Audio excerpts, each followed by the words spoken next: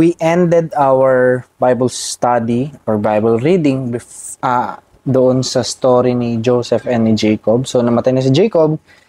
So, that's the end of Genesis. And then, few years or decade ata yung nag-lapse. And then, yung Pharaoh ngayon, hindi nakilala si Joseph. So, due to the length of time na nga. So, that is Exodus for us now. So, yeah. So, again, babasahin natin yung mga naka-highlight and then explain kung ano yung mga nag-resonate sa akin or ano yung mga new ideas or new learnings na napulot ko dito. Okay? So, Exodus chapter 1, verse 11. Therefore, they set taskmasters over them to afflict them with heavy burdens.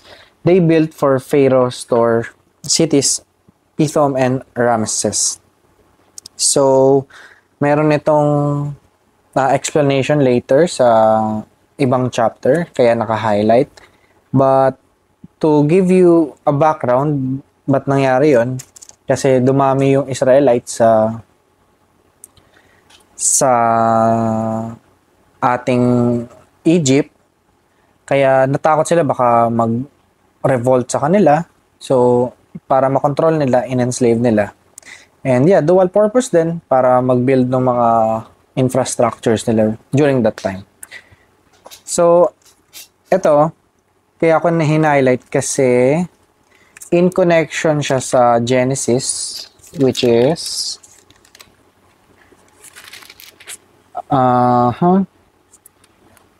ayan, sabi sa Genesis chapter 14 verse 13, then the Lord said to Abram, know for certain that your offspring will be sojourners in a land that is not theirs, and will be servants there, and they will be afflicted for 400 years. So ito, nagkatotoo na nga, naging slave yung mga Israelites sa lugar na hindi nila pagmamayari or parang foreigner sila, which is Egypt.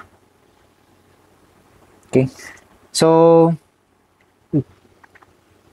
ang ano ba nun is pinlan ba ni God talaga na i-enslave sila?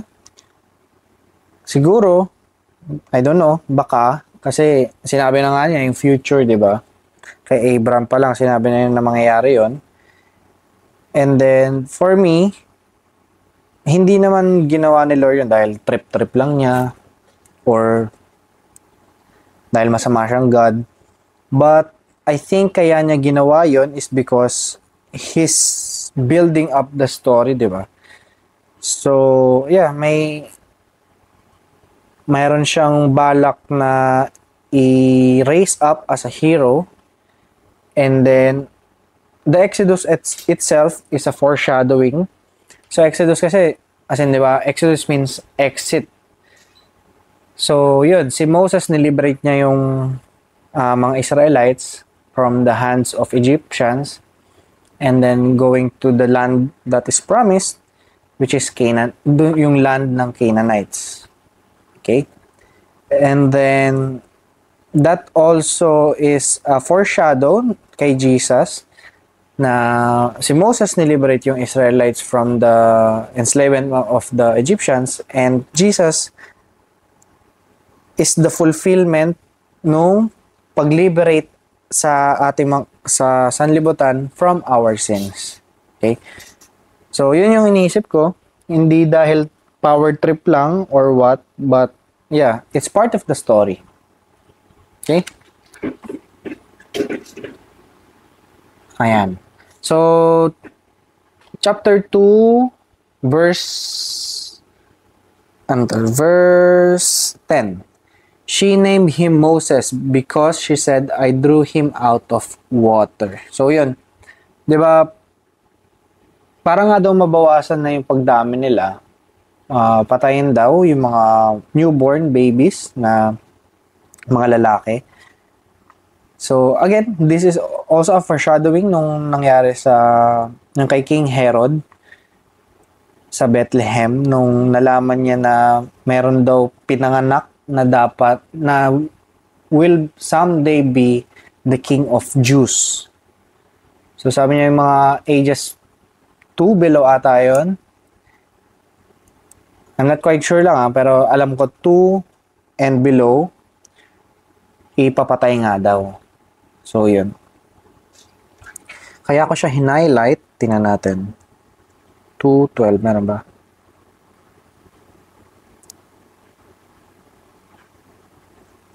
Wala naman. So, Moses has grown up. So, ano na siya? 40 years old dito. So, ang ma-draw out natin dito na meaning is siya 40 years old na and then God called him. When God called him, he was already 40 years old. So, yeah, age doesn't matter. Kung bata ka or matanda ka, if God will use you, He will use you regardless of what age you are right now. Okay? Chapter 3, verse 11. But Moses said to God, "Who am I, that I should go to Pharaoh and bring the children of Israel out of Egypt?" Ito yung kinakausap niya yung burning bush. And inatasan na nga siya ni Lord na siya daw yung mag-utos or maging messenger kay Pharaoh na paarlisin yung mga Israelites out of their grip. Okay?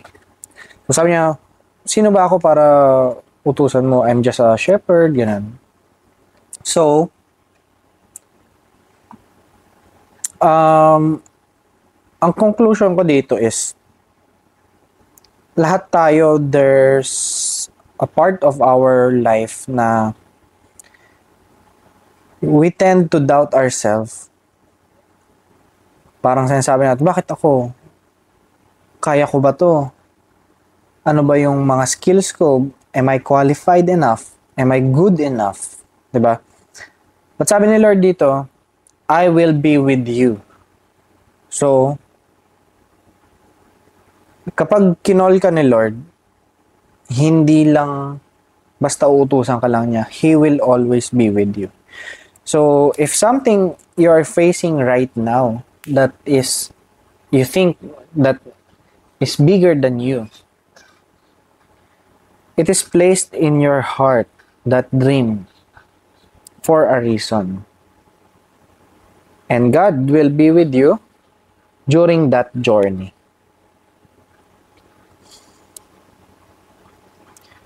Okay? So, ayan. Who am I? Moses rightly senses his inadequacy for this task. Ayun.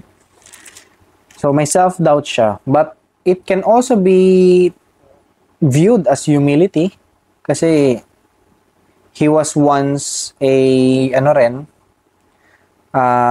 naging part siya ng house ni Pharaoh kasi yung anak ng Pharaoh yung nakapulot sa kanya sa river, di ba? Yung ginawa ng nanay niya, di ba? Nilagay siya sa kampupot and then sa river. Kasi nga ayaw nung nanay na mamatay siya. So, she let go of Moses. Okay? And then, kaya pala siya umalis sa Egypt kasi nakita niya yung ginagawa dun sa mga Israelites and then may napatay siya ng Egyptian. Kaya he ran away and then na-meet niya dito yung mga kapatid ng mapapangasawa niya. And then yun, kinupkop siya nung magiging father-in-law niya. Yeah. Actually, recently nanood kami ng Prince of Egypt.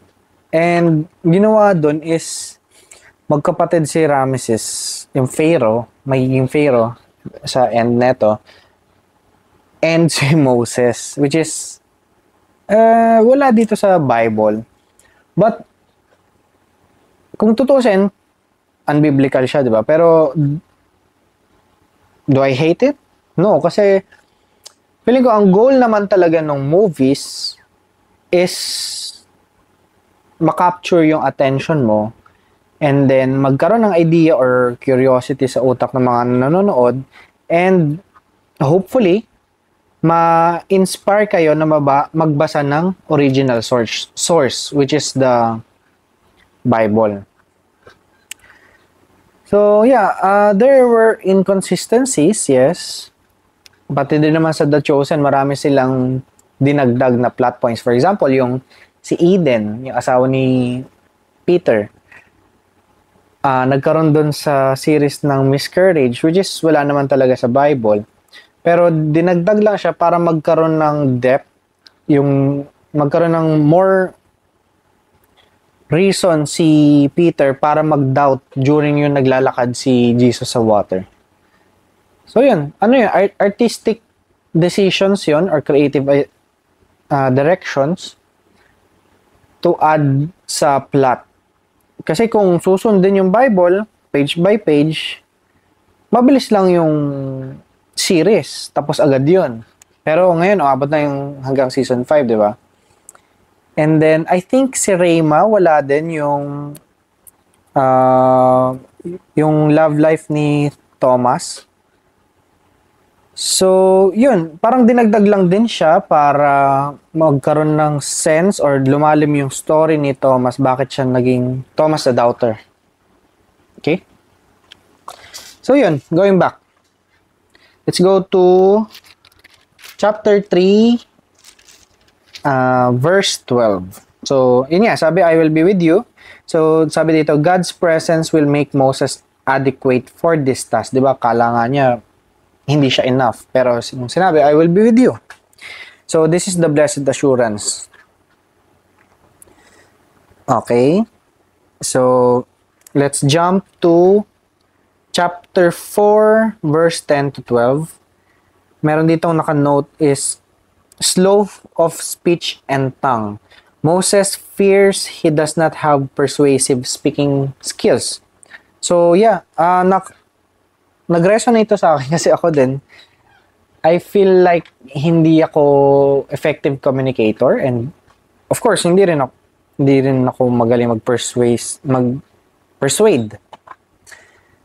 So, yeah, sabi ko dito, like me, I don't think that I have good communication skills to share the word of God. Yeah.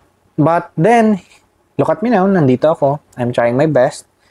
And, yeah, kasi gusto ko maging mission na ma-inspire kayo na magbasa rin ng libro. And not just any other book, but the Word of God, which is the Bible. So, yun. Kasi ako dati, ang dami kong gustong basahin din. Ang daming times na gusto kong basahin yung Bible, even nung bata ako. Pero nakakantok, di ba? Totoo naman talaga. But yeah, if nandun talaga yung heart mo or yung desire mo to know God more, to learn more about Him, you will read this.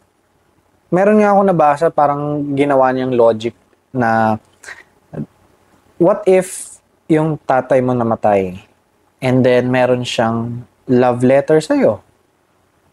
Or may naiwan na letter para sa'yo, birthday letter or what?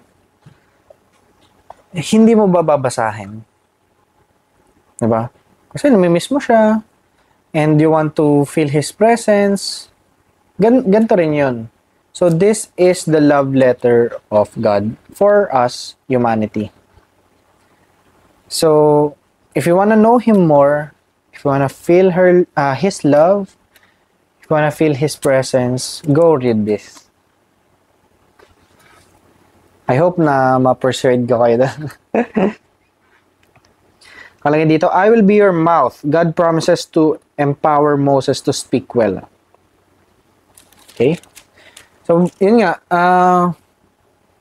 Tingin ni Moses, hindi siya enough. So, binigay niya si Aaron, yung kapatid niya, as prophet ni Moses. So, yan. Chapter 5, verse 22 to 23, done evil. Caused harm, Moses accused God just as the people accuses Moses. So, like us, ganun din naman tayo, di ba? There are times na iniisip natin, this is the work of God kapag may nangyari sa ating masama. Or, Pag may misfortune, pinaparusahan ako ni Lord. Yan, ganito rin.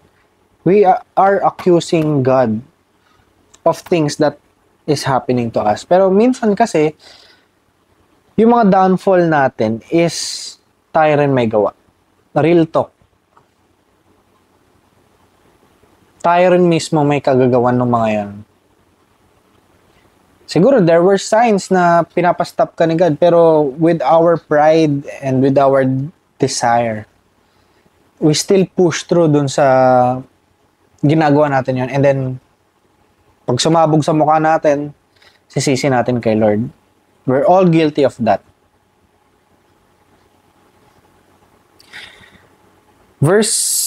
Chapter 6, verse 7, take you to be my people and I will be your God. Ayan. Sa Revelation, meron din siyang, kumbaga, connected yon. Nakalagay dito sa Revelation 21, chapter 21, verse 3. So, Revelation is the last chapter ng Bible. So, tingnan natin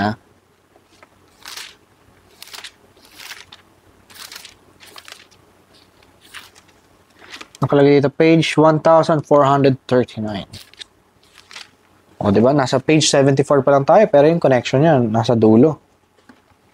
Nakalagay dito, and I heard a loud voice from the throne saying, behold, the dwelling place of God is with man. He will dwell with them, and they will be His people. So, yun, yung promise nga ni Lord, na sabi niya sa Israelites, you will be my people. From the first book and second book and up to the last book. Nakita na dun sa heaven yung Israelites. Diba? Okay, moving on. Okay, so meron ako ditong hinighlight sa chapter 10, verse 21. Basahin natin. Then the Lord said to Moses, stretch out your hand toward heaven, that there may be darkness over the land of Egypt, a dark to be felt. Ang note dito, Egypt's chief god was Amun-Ra, represented by the sun. If the Lord rules the sun, He rules all creation. Di ba? Alam naman natin yung Egypt is marami siyang gods. Sila, ang naalala ko si Anubis, yung sa death, di ba? So, yun. Ang sinasabi dito, if God can kumbaga shut out the sun, darkness will be felt. So, yung God of sun, walang nagawa sa kanya, dumilim. Ibig sabihin, God, Yahweh, is above them all. Above all the gods. So, siya yung God of gods. Yun yung gusto niyang iparating sa Pharaoh. So, yeah. Meron din tayo dito sa 10:26. Nakalagay, ang sabi dito, but Moses said, you must also let us have sacrifices and burnt offerings, that we may sacrifice to the Lord our God. Kausap ni Moses to, yung Pharaoh. So, ang keyword dito is serve the Lord, offer sacrifice. So, this is also a foreshadowing kasi all throughout the Old Testament, nakasanayan nila yung mag-offer nga ng lamb, which is a spotless lamb. Dapat perfect. Yung lamb na is sacrifice, susunugin nila, tapos yung aroma will be pleasing to the Lord. Yun yung nakasanayan nila. So, this is, for me, a foreshadowing ng yung sacrifice na yun. Serve the Lord. Not just offering yung kung anong sheep, kambing, or anong ox, di ba? Serve the Lord, meaning, for me, is denying yourself. So, denying yourself is sacrifice itself. Which is yun din yung sasabihin ni Jesus sa New Testament, which is, sabi niya, follow me take up your cross and deny yourself. So, you deny yourself sa worldly treasure or flesh pleasure. Diba? Kasi, that is the essence of following a God. You are seeking His righteousness and His kingdom, not of this world. Kasi lahat ng nandito sa mundo, lilipas din yan. But His kingdom and His word are eternal.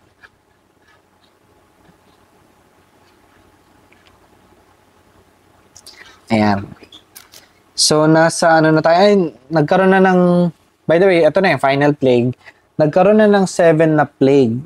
So, 7 plagues, that is 7 chances for the Pharaoh to repent.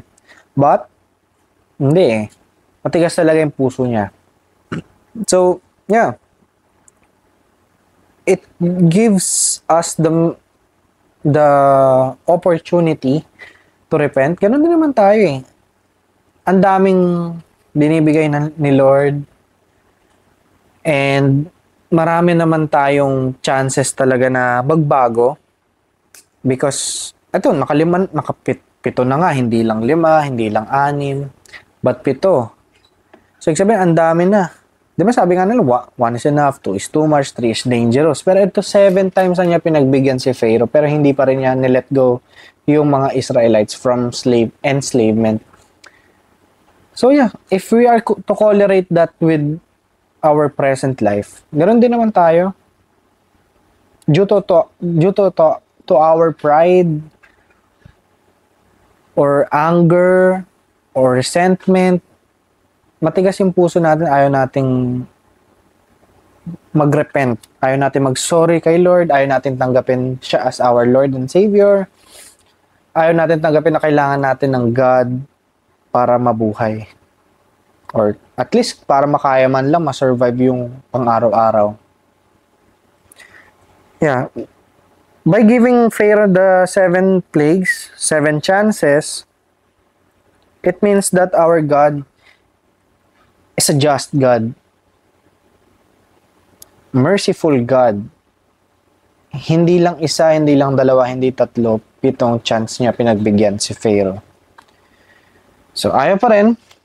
So, eto na yung magiging Passover. Eto na yung story ng Passover, okay?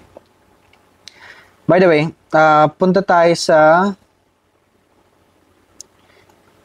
chapter 11, verse 2 to 3, gave the people favor. So, nakalagay dito, Moses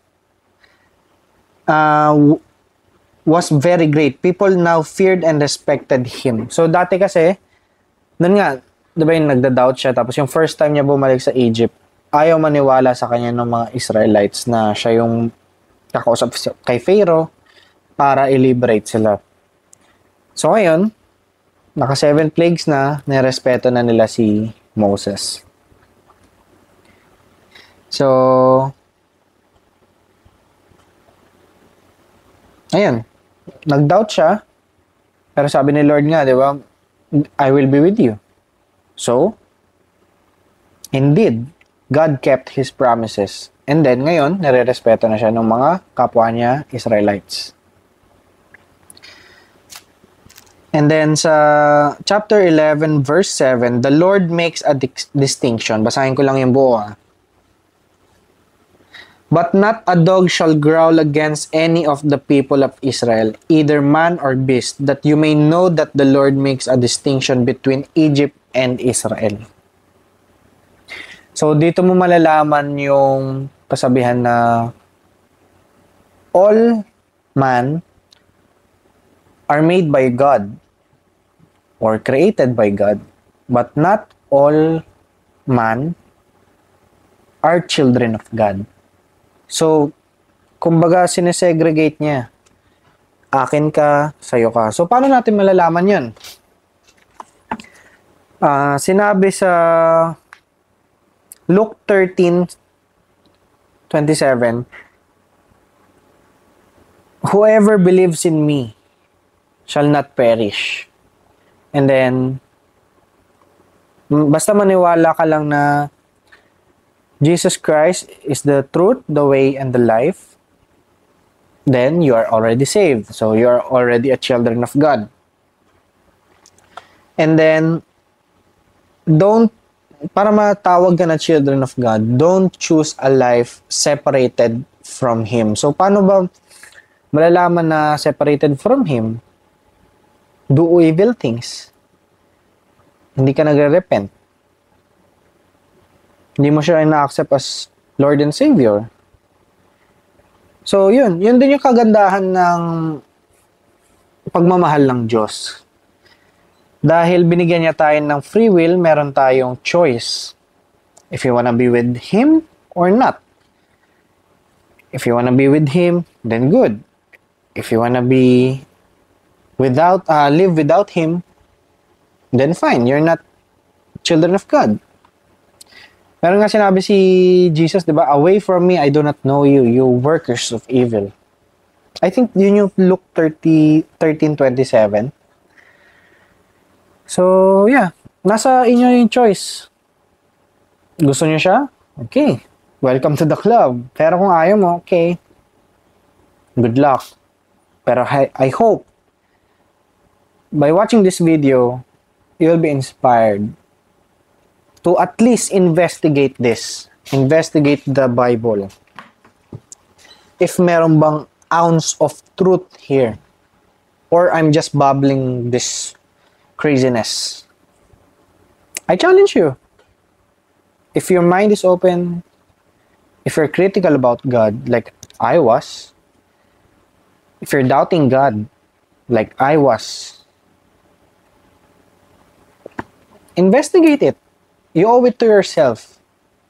Kapag may something ka na i-hate, wag mo lang paniwala, wag mo i-close out until hindi mo nakikita lahat ng evidence that will make you believe na otherwise. Okay? If you're 100% sure na lahat ginawa mo, in-access mo na lahat ng resources, lahat nabasa mo na, then hindi ka pa rin nawala, okay. So be it. It means, wala talaga. Hindi talaga totoo. Or, baka hindi mo palang nararanasan yung grace ni God. But, I do hope talaga na just at least investigate if meron talagang something dito sa book na ito. Okay? Alright, so we'll move to the next chapters. Ayan, so sa chapter 12 verse 5 na tayo, your lamb shall be without blemish, a male a year old. You may take it from the sheep or from the goat. So this is a foreshadowing of the Heavenly Father's sacrifice of His perfect man or perfect son for our sins. Diba? Sabi dito, without blemish. So ganun din si Lord Jesus Christ. A man without sin. Okay? Sa chapter 12, verse 8, ang sabi dito, unleavened bread. So, this is made out of yeast, made without yeast. Their haste would not allow time to let the bread rise. And then, meron dito, bitter herbs, symbolizes their hardships in Egypt. Basahin natin yung buong verse. So, chapter 12, verse 8, they shall eat the flesh that night, roasted on the fire with unleavened bread and bitter herbs. They shall eat it. Ito yung utos ni Lord during the Passover, okay? So, yeah. Nung una ko nabasa to, ang translation kasi is bread without yeast. Pero dito, ang ginamit, unleavened bread. So, kala ko may something before sa juice na bawal yung yeast. Parang sa Muslim, bawal yung dugo. Bawal yung baboy. Kala ko ganon. Pero, yun pala, ang context nun is bakit unleavened bread or bread without yeast is because it signifies na nagmamadali sila. Out of time. And hindi about ingredients. So, mako-connect natin to sa ibang verses later on. But, let's move sa verse 11. Chapter 12 pa rin. In this manner, you shall eat it with your belt fastened, your sandals on your feet, and your staff in your hand. And you shall eat it in haste. It is the Lord's Passover. Belt, sandals, staff. Na intact sa kanila. So, this signifies that they should be ready to depart. So, kapag sinabi nga ni Pharaoh, na sige, umalis na nga kayo. Kasi, yun nga, yung Passover, mamatay lahat ng firstborn son. Either tao, hayop, high class, middle class, low class, mamamatay. As long as wala kang blood of lamb doon sa doorpost mo. So, yun. Namatay nga rin yung anak ni Pharaoh. Sabi, sige, umalis na kayo. Bilisan nyo. So, yun nga. Nagmamadali na sila. Kaya yun yung mako-connect mo yung unleavened bread. And, kailangan prepared na sila. Nakasuot na, nakagayak na, kumbaga. So, anytime, they will be out of Egypt na. So, meron ding note ako dito na during the time na binabasa ko to, napaisip ako, siguro, out of the story, and to correlate yung story sa present life, God gives us, kumbaga, time din to be prepared. So, God prepares us kapag He's about to liberate us. So, ngayon, yung process na pinagdadaanan natin ngayon might be the reason or yung pinagdadaanan natin is yung parang belt, sandal stuff na para maging equip na tayo kapag ililiberate na tayo ni Lord sa kung ano mang kinaka-enslave us natin. It can be addiction or sadness or depression. Basta God prepares us when He is about to liberate us from our enslavement. Yung moment na i-free na tayo ni Lord, kung ano mang pinagdadaan natin o kung ano man yung nag-hold back sa atin, ano yung naka-chained tayo, hindi niya hayaan na hindi tayo prepared. So, He equipped us with the right sandals, belt, and staff. Gets nyo na yan? Moving on sa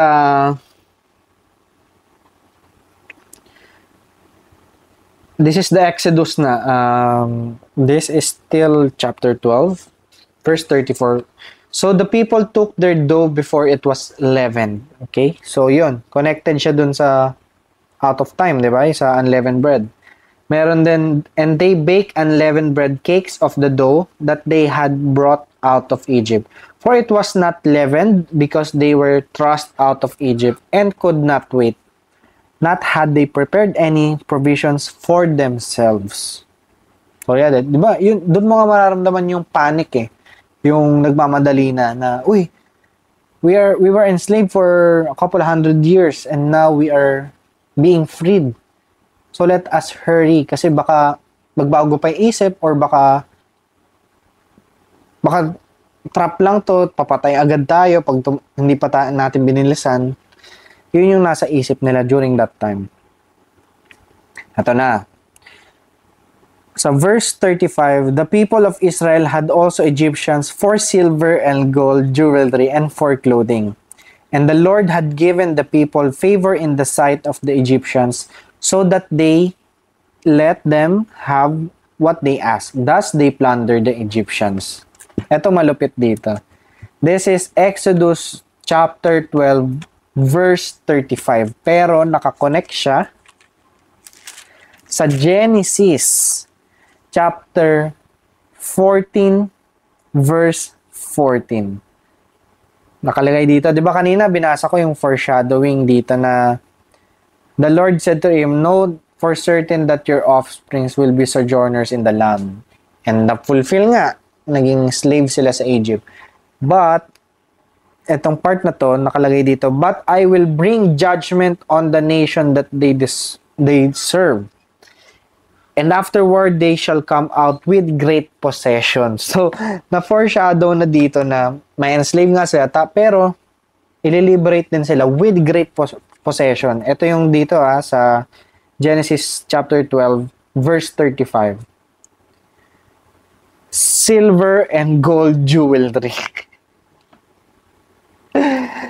So yeah, ang lupit lang. Na-amaze talaga ako dito. Nanlaki yung mata ko. Kasi nung binalikan ko, it was already written. It was written that this will happen. And then, it was fulfilled. So yeah, yung promises kay Abram pa lang, na-fulfill kay Moses. So, ito yung heroes natin so far. Abram, naging Jacob, Joseph, Moses. So, yung promises kay Abram na-fulfill na rin yung mga nabigay na rin, di ba? As we go along. And then, meron din promise si Lord na, oo nga, may slave kayo for quite some time. Pero, I will also bring you out with great possession. So, ito, golden jewelry na yung binigay sa kanila. Wala lang, hindi ba kayo nalulupitan sa gano'n? Ako sobrang angas na angas ako. Kasi parang yung akala mong simple na verse lang, yun pala, may mangyayari pa sa next book or ibang chapters or sa ibang next 2 books, 5 books. Diba? Ang galing lang. Ang galing. Ang daming connection talaga. Hinighlightan ko rin dito sa verse 38, a mixed of multitude. So, Egyptians and others who believe in the Lord and left Egypt along with Israel. So, hindi lang Israelites, also the Egyptians na naniniwala kay Lord, sumama dun sa pag-alis sa Egypt. May note ako dito, signifies that even Gentiles who are not Israelites can be children of God. So, yeah. Filipino, I'm not Israelite, pero I believe in Jesus Christ. I believe in this book, which is etong Old Testament is considered for Jews. Di ba? Hindi about sa race eh. Walang pake si Lord kung anong race ka, kung saang bansa ka pinanganak, anong continent ka lumaki. If naniniwala ka sa Kanya, He will call you children of God, and you will be part of Exodus. You will be part of liberating from your sins. Okay? As long as you believe in God. Yan. Asan na tayo? Next. Chapter 14, verse 12. Is not this what we said to you in Egypt? Leave us alone that we may serve the Egyptians. For it will have been better for us to serve the Egyptians than to die in the wilderness. So ito na nga. Alam mo yung mga tao talaga no? Sila yung humiling, sila yung nagpray na, Lord, tulungan niyo ako, free us from the hands of Egypt. And then, nung pina-liberate na nga sila, ngayon, nagrereklamo na tong mga ibang Israelites. Mas gusto nilang bumalik na lang sa Egypt kasi mas okay pa daw yung buhay nila as slaves kesa naglalakad sila sa desert. Kita mo, ganun din naman tayo, di ba? Meron tayong mga pinapanalangin. Tapos, kapag binigay na ni Lord, nagrereklamo na tayo. Di ba? Dati gusto mo magkaroon ng better job. O, binigay ni Lord, na-promote ka or napunta ka sa ibang company. Tapos, Pag tumagal ka na 6 months, pag na-tenure ka na or na-regular ka na, Lord, ang hirap naman na itong trabaho to. Ba't ganito yung binigay mong trabaho sa akin? Di ba, yan yung hiningi mo? Di ba? Maraming pagkakataon talaga tayo na kung ano yung pinagdasal natin, yun na rin yung kinaiinisan natin. Agree ka ba doon? Humiling ka ng, gusto mo, ang cute ng baby, parang gusto ko na magkaanak. Binigyan ka ni Lord ng anak. Binigyan ka ni Lord ng pamilya. Tapos ngayon, Lord, ano ba itong binigay mo sa aking pamilya? Napakaingay, napakagulo, napakakalat. Ako, guilty ako doon. Gusto ko magkaroon ng family before kasi nalulungkot ako, mag-isa lang ako. Tapos ngayon, ang dami kong ngayon kasama, pero ang gulo, ang ingay. Wala akong, kumaga, alone time. Nisip ko, di ba dati nga gusto mo, ayaw mo maging mag-isa, tapos ngayon, hindi ka na mag-isa, gusto mo magkaroon ng me time.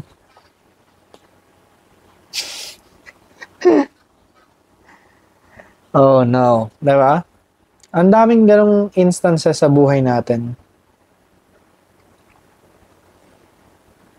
Hindi lang talaga dito sa libro lang, ma-apply mo talaga sa buhay natin. And hindi lang siya dahil past, hindi na mauulit. Hindi eh.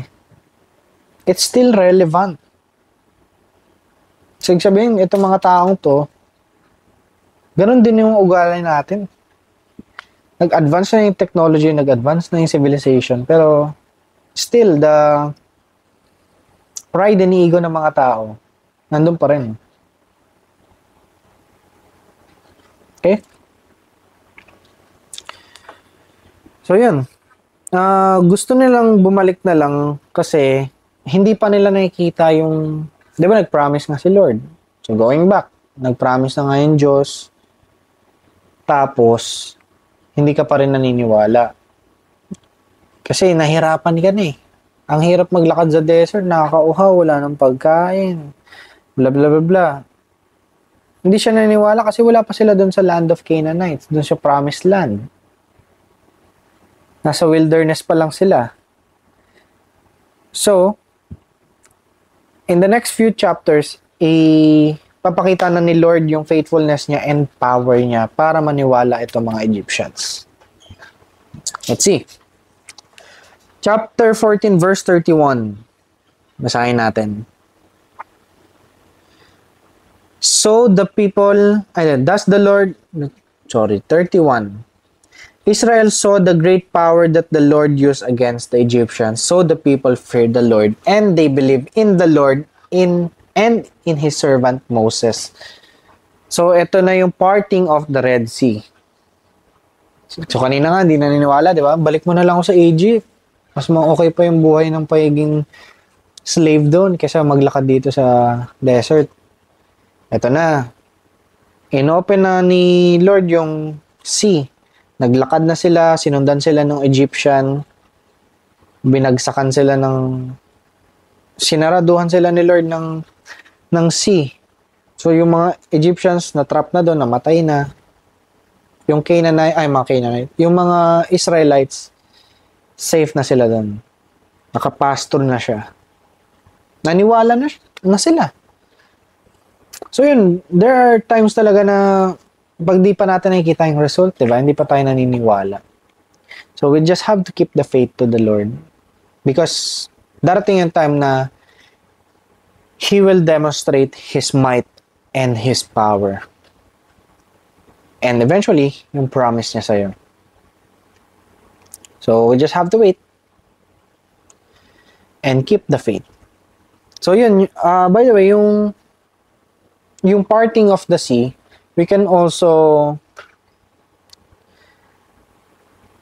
ang lesson din doon, if you are faced with impossible task, kasi, ano na sila eh, imagine andito yung Israelites, andito yung mga Egyptians, andito yung Red Sea, so sandwich sila, there's no way out, there's no going back, kasi nandun na, papatayin sila, pag gumawa sila, mamamatay sila. Wala rin sila pupunta kasi dagat yon. But God will make a way. He parted the sea and naglakad yung mga Israelites sa dry lands. So whatever storm or whatever Red Sea that you are facing right now, God will make a way for you. Because God is the way maker. Yeah, so hanggang dun pa lang yung notes natin and nabasa natin. But definitely this first 15 chapters is ang dami na nating napulot na aral and napakaganda ng mga binibigay niyang stories. Tingnan natin, meron pa ba? Yan, other people don't believe because they have yet to experience being saved. Yan. So, katulad nga na sabi ko, if you doubt God, if you don't believe in God, or if you're angry with God, you owe it to yourself bago mo tanggapin na wala talagang kwenta ang Diyos or walang katotohanan ng Diyos, you owe it to yourself to investigate first the source material or the love letter kung totoo ba o hindi. First, read the Gospels. You don't have to start with the Genesis, Exodus, yung chronological. Pwede ka rin pumunta naman agad ng poetry. Yung Psalms, yung Song of Solomon. Pwede ka rin pumunta sa mga prophecies, sila Isaiah, prophecy kay Jesus Christ. But yeah. Basahin mo muna yung Gospels. Yung Mark, John, Luke. Tingnan mo kung totoo ba talaga nag-exist si Lord Jesus Christ. Kung pagkakatiwalaan ba yung mga sinasabi niya. Kung totoo ba yung mga sinasabi niya. Tingnan mo lang. If wala ka naramdaman pa rin, kung galit ka pa rin, then tanggapin na natin. But I do hope na mapalapit ka pa rin sa Kanya and ma-feel mo yung boundless grace and yung undying love niya sa'yo. Because Jesus Christ loves you. And He changed my heart. Kahit sobrang impossible. Kaya I will not stop talking about Him. Because I was once deep skeptical about Him. Skeptist. I'm very close-minded actually. But still, yeah. Like the Red Sea, He parted my heart, He opened my heart. And I accepted Him as my Lord and Savior. Because I cannot do anything without Him. Inaccept ko lang yan. I'm nothing without Him. I'm just dirt. Being stepped on. But with the Word of God, the seed, I'm not just a dirt. I'm a soil. And He's the seed. And then I will bear fruits for you guys. And that is my mission. To at least inspire you to read the Bible and be closer to Him. Kasi I experienced the grace. It's nothing extraordinary. Super extraordinary. Wala siyang katulad dito sa mga na-experience ko. So, yeah. Kahit tingin nyo mukhang baliw ako or what kakasalita ng ganito, I will not stop. Because that is the truth. Yeah. Please find it in your heart to read the Bible. Even if you think that you believe already and you know already about Jesus Christ or about the Bible or about the religion, but you haven't read the entire book, please do so. It's life-changing. But yeah, yun lang for this one. And I hope na may napulot tayong aral, and thank you Lord na nagkaroon ako ng yung opportunity na makapagsalita ng ganito, that I have a platform to spread your gospel. And please Lord, heal their hearts as you healed mine. And that's it. I no longer desire, Lord, just use me and mold me. Send me where you want me to be. And thank you, Lord, for everything. Thank you for watching. See you on the next vlog. Bye.